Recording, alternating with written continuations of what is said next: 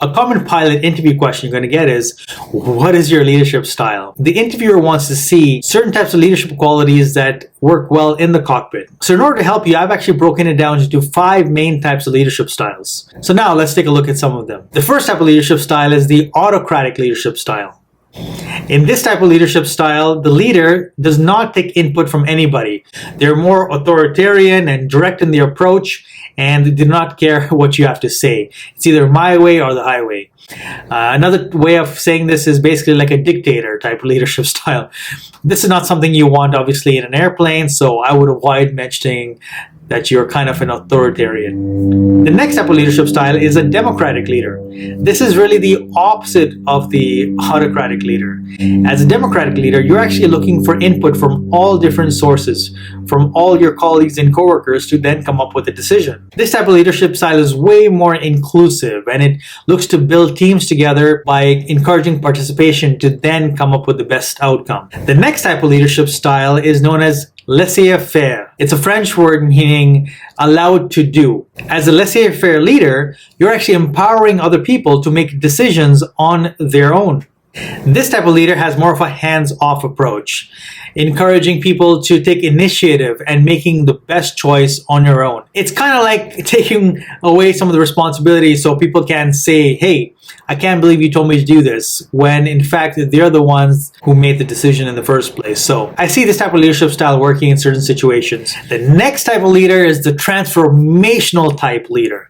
This type of leader gives you that goosebumps. Think of Steve Jobs. Think of some famous religious speakers that you've seen out there. Even think of President Barack Obama. Regardless of what you think of him, he's more of an inspirational type leader. A transformational type leader inspires and motivates your team to a higher cause. With this type of leader, you feel compelled to just do the best job possible because you don't want to let them down, because you feel like you're part of something bigger.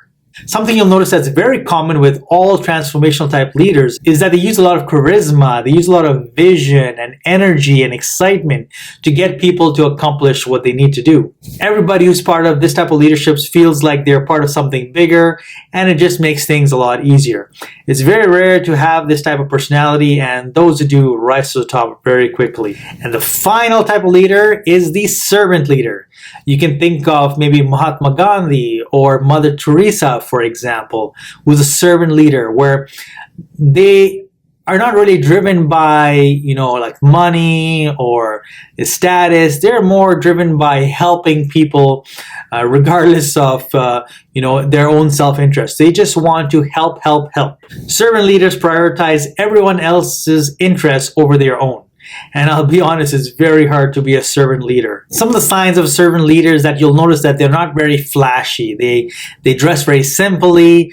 All they want to do is just do the work. They just want to help other people. Now, it's not for everybody. There's very few people out there who, have very little self-interest and just want to save the world. But this is another leadership quality, such as a servant leader. So now I've shown you 5 different types of leadership styles. You can actually cherry pick 1 or 2 and combine them together to come up with the best answer possible. Regardless of the type of leadership style you pick, what's important to know that a leader is someone that people look up to, because the leader is someone that people aspire to be, that they trust this person has their best interests at heart, and it's going to get them to achieving their goals. And it's very important as leader, whatever you say that you're going to do, you actually do it.